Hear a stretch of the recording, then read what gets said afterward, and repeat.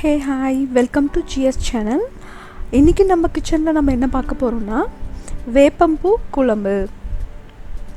இதுக்கு தேவையான இன்க்ரீடியன்ட்ஸ் ரொம்ப சிம்பிள் தாங்க. நம்ம நார்மலாக காரக்குழம்பு பண்ணுற அந்த ப்ராசஸ்லேயே கொஞ்சம் ஆல்ட்ரேஷன் இருக்கும், அவ்வளோதான். இந்த வேப்பம்பூ நம்ம இந்த மாதிரி சமையலில் சேர்த்துக்கிறதுனால இது நம்ம டைஜஷன் ப்ராப்ளம்ஸ் எதாவது இருந்தால் க்யூர் பண்ணும். அண்ட் இது நம்ம சிஸ்டமை கிளென்ஸ் பண்ணும். அதுவும் இல்லாமல் இது டயபெட்டிஸ் பேஷண்ட்ஸ்க்கெலாம் ரொம்ப நல்லது.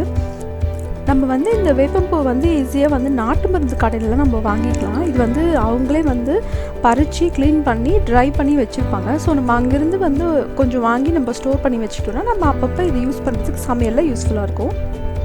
வாங்க நம்ம இப்போ இது எப்படி பண்ணலான்னு பார்க்கலாம்.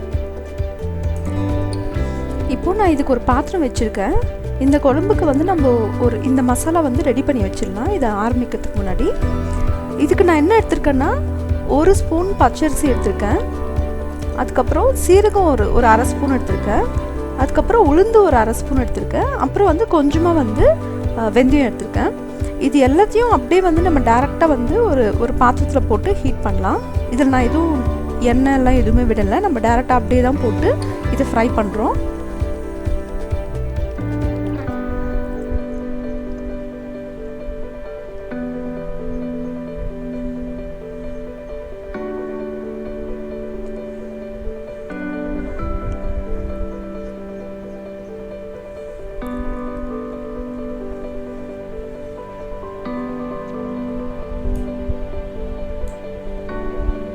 கொஞ்சம் கலர் சேஞ்ச் ஆனோடனே நம்ம இது எடுத்து ட்ரான்ஸ்ஃபர் பண்ணிக்கலாம்.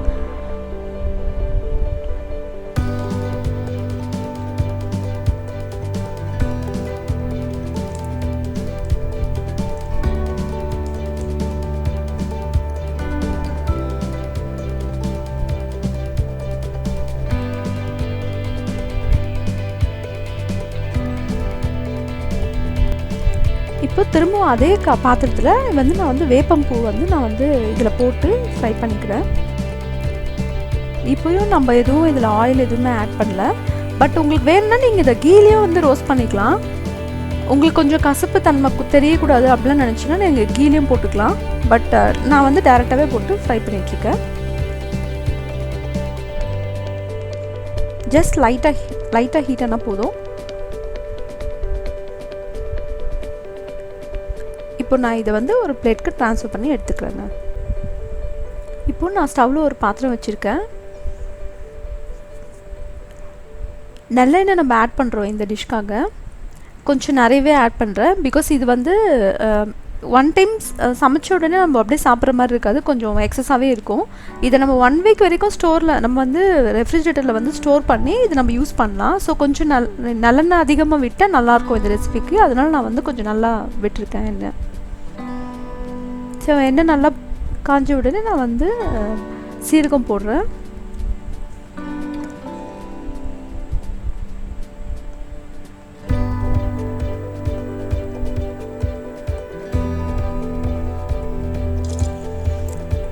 பாருங்கள், சீரகம் நல்லா பொரிஞ்சிருச்சு. இதோட நான் ஒரு 10-15 பல் பூண்டு ஆட் பண்ணிட்டுருக்கேன்.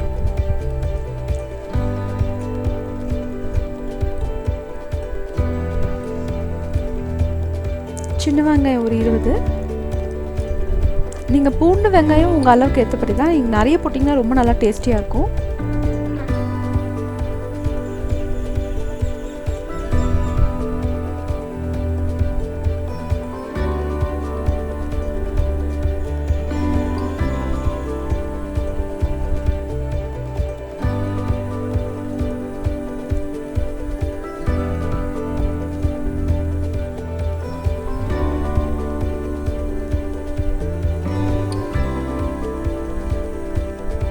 இதோடு நம்ம கருவேப்பிலை ஆட் பண்ணிக்கலாம் கொஞ்சம்.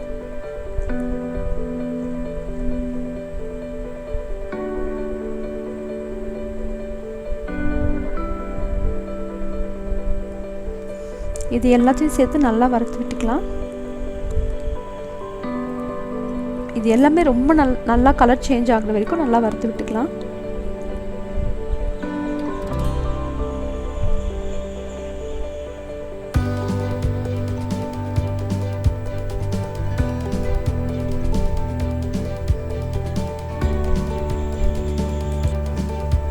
இப்போ பாருங்கள், இது ரொம்ப நல்லா வந்து ஃப்ரை ஆகிடுச்சு எல்லாமே சேர்ந்து. இப்போ இதோட வந்து நான் ஒரு தக்காளி பழம் பெருசாக ஆட் பண்ணிக்கிறேன். இது ரொம்ப பழுத்த தக்காளி பழம், நான் நாட்டு தக்காளி பழம் தான் ஆட் பண்ணிகிட்ருக்கேன். இந்த டிஷ்க்கு வந்து நம்ம நாட்டு தக்காளி பழம் கூட ரொம்ப டேஸ்டியாக இருக்கும், அதனால் நான் இதை ஆட் பண்ணியிருக்கேன்.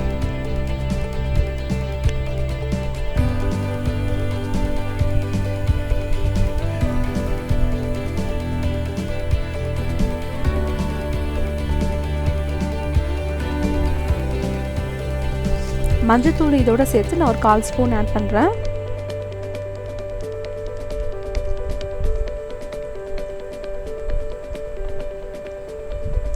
இதுக்கு வந்து நான் வெறும் மிளகாத்தூள் ஆட் பண்ணிகிட்ருக்கேன். நீங்கள் சாம்பார் தூளும் யூஸ் பண்ணலாம்.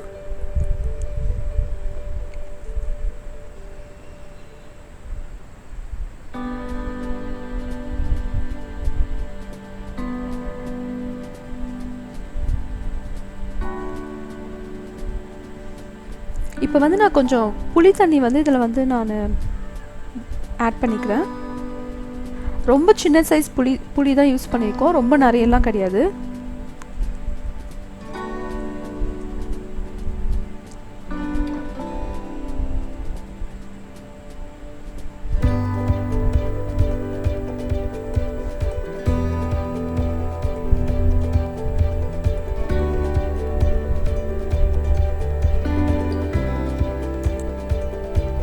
ஓகே, இப்போ இது எல்லாத்தையுமே ரொம்ப நல்லா கலந்து விட்டுக்கலாம். இப்போது நம்ம ஃபஸ்ட்டு ஒரு பொடியை அரைச்சி வச்சோம் இல்லைங்களா, அந்த பொடியை நம்ம இதோட சேர்த்து நல்லா கலக்கி விட்டுக்கலாம். இந்த பொடியை நம்ம ஏன் இதுக்குள்ளே போகிறோன்னா, இது வந்து கொஞ்சம் திக்கனிங் கொடுக்கும் இந்த குழம்புக்கு, அதனால நம்ம இந்த பொடியை ஆட் பண்ணிகிட்ருக்கோம்.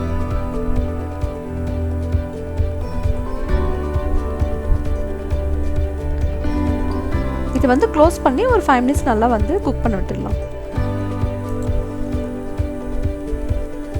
இது நல்லா ஒரு 5 மினிட்ஸ் குக் ஆகிடுச்சுங்க. இப்போ பாருங்கள், திறந்து பார்க்கலாம்.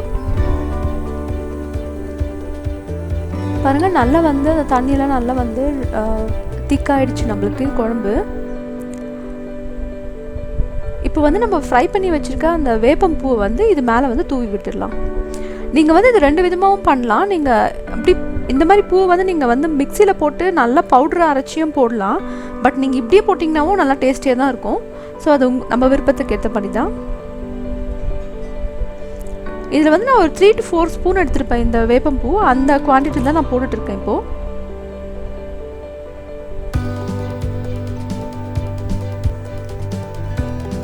பாருங்கள், நம்ம வேப்பம்பூ குழம்பு ரெடி ஆகிடுச்சு. இது ரொம்ப டேஸ்டியாக இருக்கும் அண்ட் ரொம்ப ஹெல்த்தி. கண்டிப்பாக எல்லோரும் ஒரு அட்லீஸ்ட் மந்த்லி ஒன்ஸ் இதை வீட்டில் செஞ்சு ட்ரை பண்ணி பாருங்கள். நம்ம செஞ்சோன்னா நம்மளுக்கு கண்டிப்பாக இந்த ஒன் டைம் நம்ம ட்ரை பண்ணோன்னா நம்மளுக்கு கண்டிப்பாக இந்த ரெசிபி ரொம்ப பிடிக்கும். அண்ட் ஆல்சோ நம்ம இதை ஸ்டோர் பண்ணி ஃப்ரிட்ஜில் ஒரு 1 வீக் வரைக்கும் நெக்ஸ்ட் யூஸ் பண்ணிக்கலாம். இதே போல் இன்னொரு ஹெல்த்தி அண்ட் யூஸ்ஃபுல் வீடியோவில் நெக்ஸ்ட் மீட் பண்ணலாம். அது வரைக்கும் சைனிங் ஆஃப் காயத்ரி செல்வரசன்.